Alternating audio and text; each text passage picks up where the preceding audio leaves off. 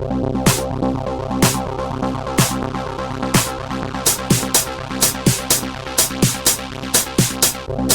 A Day with Caleb here, and today we will be taking a look at Islands of Adventure 2 decades apart. 20 years difference from one point to the other. 2000, 2020, I was 12 the first time, 32 the second time. Let's take a look and see the differences in the park. This is specifically Islands of Adventure, as you can see by my shirt. We didn't do Universal this trip, so I couldn't get that footage to do the comparison, just Islands this time. But let's take a look at what 20 years did to change some of the parks. You ready? I'm ready. I'm stoked. Let's do it. Caleb.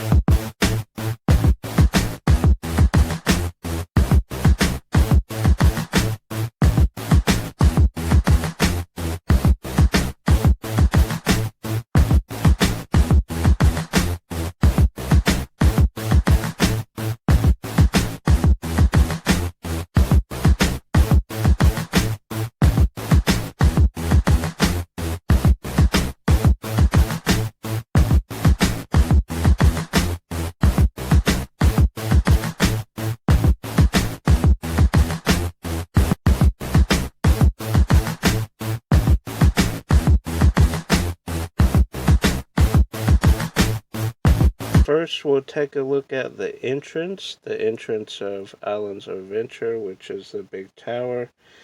Then we'll take a look at one spot in Universal City Walk. So, let's do it.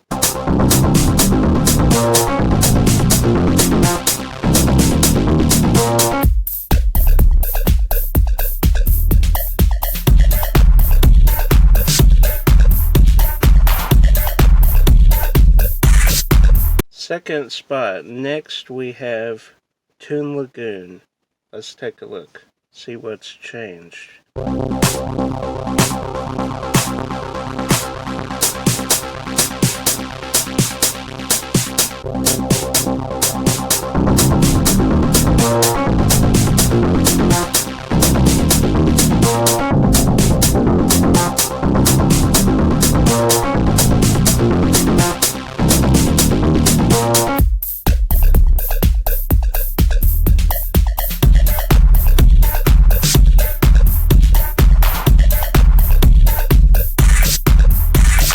Next up, this is probably the area that has changed the most at Islands. The Islands of Adventure have not changed a whole lot, they've just been added to.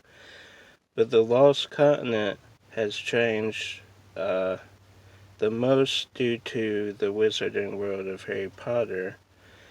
It's shrinking and shrinking, so let's take a look at what's left in 2020 or what has changed in the Lost Continent.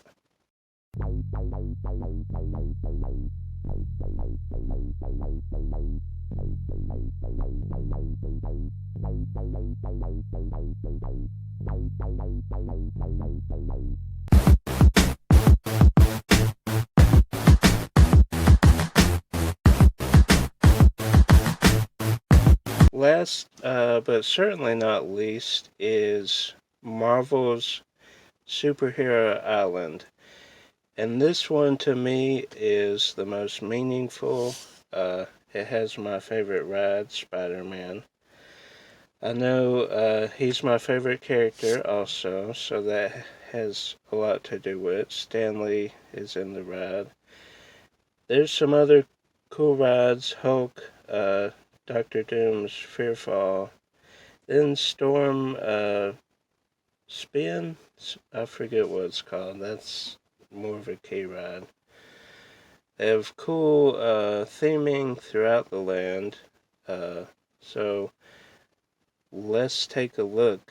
Oh, and interesting fact, more of a side note. This is why Disney cannot do Marvel characters in Orlando. They are doing Guardians of the Galaxy, and there's a few others that go through that loophole. There's a few exceptions, but the majority of characters' islands are specifically Universal owns, and Disney cannot do Marvel and all that. They can sell merchandise because Disney owns the merchandise, but they cannot have Marvel characters in Disney theme park rides. So just a fun fact for you, let's take a look at what has changed in Superhero Island. Let's take a look.